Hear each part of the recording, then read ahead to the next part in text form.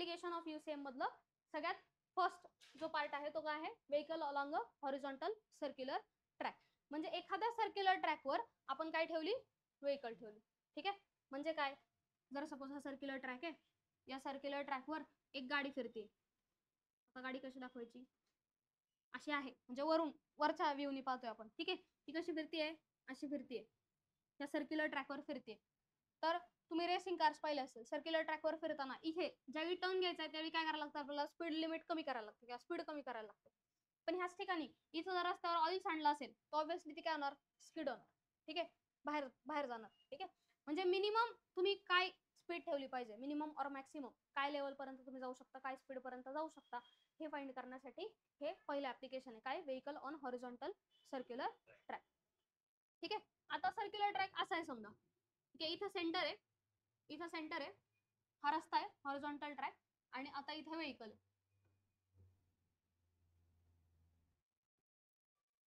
ठीक आहे. आता ते कशी जाणार आहे, अशी फिरणार आहे. ठीक आहे, हा सेंटर आहे. ठीक आहे, कशी फिरणार आहे, अशी फिरणार आहे हॉरिझॉन्टल ट्रॅक. 3D नाही काढू शकत आपण ते असं सर्क्युलर ट्रॅक मध्ये, ती आता 3D नाही काढता येते मला. बर, कोणत्या अँगलने सांगते मी, पहा. जर अशी सर्क्युलर फिरती येते, ठीक आहे, आता तुम्ही इथं कुठंतरी बसलाय, इथून तुम्हाला काय दिसतंय, व्हेकलची बॅक साइड दिसते ना, आणि असं दिसतंय की इथं सेंटरच्या अराउंड ती अशी फिरते. मग ह्या अँगलने पहा, तुमचा जे तुम्ही फेस केलेला तो इकडे गेलेला आहे, व्हेकल कशी फिरते, मग आता त्या सर्कलच्या अलॉंग फिरते. ठीक आहे, त्या अँगलने पाहिजे आपल्याला. ठीक आहे, समजलं का आता, समजलं का. मग आता याची पहिली फ्री बॉडी डायग्राम काढायची. काय काढायची, फ्री बॉडी डायग्राम. कशी काढणार, मग याच्यावर फोर्सेस कोणते कोणते ऍक्ट होत आहेत पहा. खाली mg, mg वरती नॉर्मल. आता ती सर्क्युलर ट्रॅक मध्ये फिरतीये, बरोबर. सर्क्युलर ट्रॅक मध्ये फिरतीये म्हणल्यानंतर काय लागणार, फ्रिक्शन.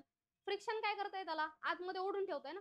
फ्रिक्शन नसेल तर ती स्किड होणार, बरोबर. फ्रिक्शन कुठं लागतोय, फ्रिक्शनल फोर्स त्याला आतमध्ये खेचतोय, बरोबर. फ्रिक्शनल फोर्स कुठं लागेल, इनवर्ड्स लागणार आहे.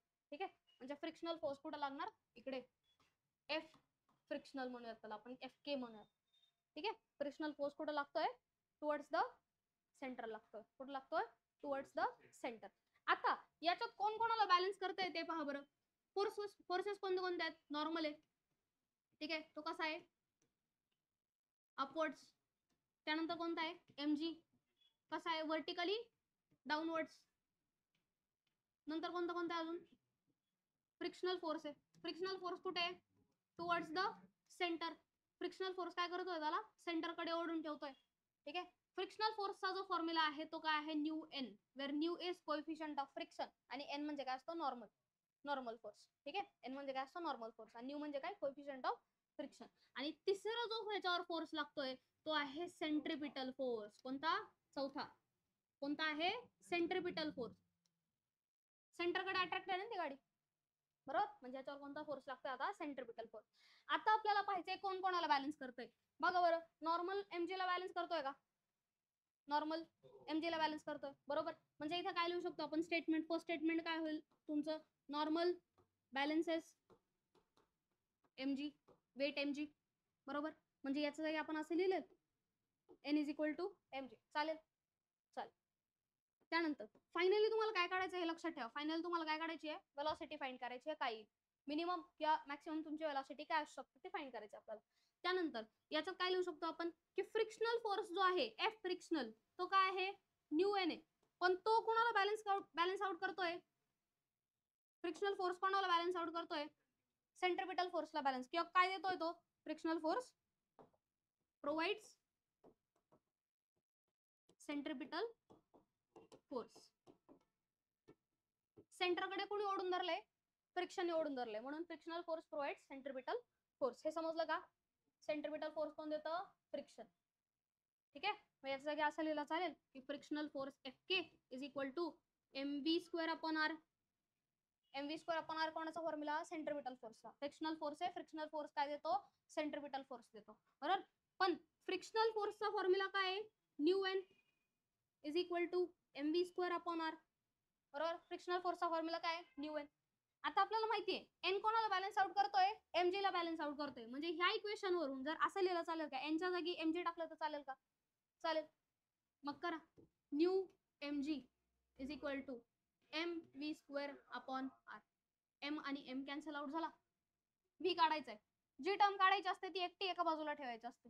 ठीक आहे, म्हणजे आर इकडे जाईल. म्हणजे काय आलं, mu R G is equal to V square. मग व्ही इज इक्वल टू काय येईल, square root of mu R G. म्हणजे जी मिनिमम मॅक्सिमम स्पीड ठेवली पाहिजे तुम्ही, ती किती असली पाहिजे, square root of mu R G ला इक्वल पाहिजे.